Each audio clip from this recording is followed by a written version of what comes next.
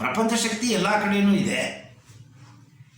ಜೀವ ಅಜೀವ ವಸ್ತುಗಳು ಪ್ರತಿಯೊಂದಕ್ಕೂ ಪ್ರಪಂಚ ಶಕ್ತಿ ಬೇಕು. ಒಬ್ಬ ಆಸ್ಪತ್ರೆಯಲ್ಲಿ ಮಲಗಿದ್ದಾನ, ಅವನಿಗೆ ವೆಂಟಿಲೇಟರ್ ಹಾಕಿದ್ದಾರೆ ಅಂತಂದರೆ ಆಕ್ಸಿಜನ್ ಹೋಗ್ತಿದೆ ಅಂತ ಅರ್ಥ.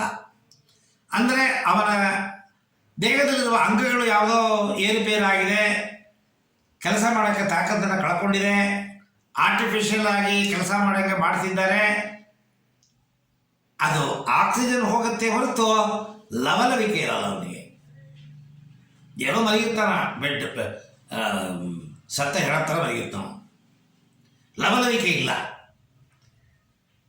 ಆಕ್ಸಿಜನ್ ಅಂತನ್ನೋದು ಪ್ರಾಣವೇ ಹೊರತು ಲವಲವಿಕೆ ಇಲ್ಲ. ನೀವು ಮಾಡುವ ಶ್ವಾಸದ ಮೂಲಕವಾಗಿ ಪ್ರಾಣಶಕ್ತಿ, ಪ್ರಪಂಚ ಶಕ್ತಿ, ಪಂಚಭೂತಗಳು ಮೂರು ಹೋಗುತ್ತೆ ದೇಹಕ್ಕೆ. ಪ್ರಾಣಶಕ್ತಿ, ಪ್ರಪಂಚ ಶಕ್ತಿ, ಪಂಚಭೂತ, ಇದು ಮೂರುವೇ ನಮಗೆ ಗೊತ್ತಿಲ್ಲದೆ ನಮ್ಮ ಮೂಗಿನ ಹೊಳ್ಳೆಯಿಂದ ಹೋಗುತ್ತೆ.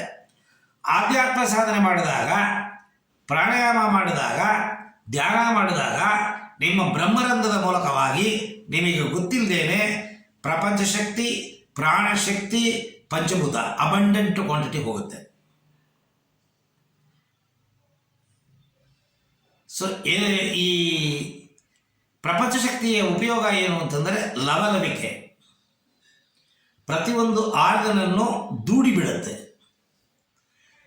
ರೋಗ ನಿರೋಧಕ ಶಕ್ತಿಯನ್ನು ಜಾಸ್ತಿ ಮಾಡುತ್ತೆ, ದೇಹದಲ್ಲಿರುವ ಟಾಕ್ಸಿನ್ಸನ್ನು ಕ್ಲೆನ್ಸ್ ಮಾಡುತ್ತೆ, ದೇಹದಲ್ಲಿ ಏನಾದರೂ ಅನಾರೋಗ್ಯ ಇದ್ದ ಪಕ್ಷದಲ್ಲಿ ಆರೋಗ್ಯವಾಗಿ ಕನ್ವರ್ಟ್ ಮಾಡುತ್ತೆ. ಅದಕ್ಕೇನೆ ಯೋಗಿಗಳು, ಸಂತರು, ಸನ್ಯಾಸಿಗಳು ನೋಡಿ ಏನು ಚುರುಗುತರ, ಏನು ಚಟುವಟಿಕೆ ಅವರದು. ನಾವು ಪೇಜಾವರ ಮಠ ಸ್ವಾಮಿಗಳು ಇಲ್ಲ, ಅವರು ಏನು ಸಣ್ಣಕ್ಕೆ ಬರೀ 2 ಕೋಲು, ಮೇಲೆ 2 ಕೋಲು, ಕೆಳ 2 ಕೋಲು, ಸಣ್ಣಕ್ಕಿರೋರು. ಏನು ಚುರುಗುತರ, ಏನು ಶಕ್ತಿ ಅವರಲ್ಲಿ. ಆ ಶಕ್ತಿಗೆ ಮೂಲವೇ ಪ್ರಪಂಚ ಶಕ್ತಿ. ಸೊ ಆ ಪ್ರಪಂಚ ಶಕ್ತಿ ನಮ್ಮನ್ನು ತುಂಬ ಎನರ್ಜೆಟಿಕ್ ಆಗಿ, ಎಂಥ್ಯೂಸಿಯಾಸ್ಟಿಕ್ ಆಗಿ ಇಟ್ಕೊಳ್ಳುತ್ತೆ.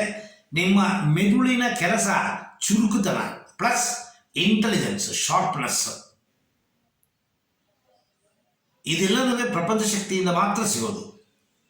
ಸೊ ಈ ಪ್ರಪಂಚ ಶಕ್ತಿ ಇತ್ತು ಅಂತಂದರೆ ಆರೋಗ್ಯದ ಮೂಲ.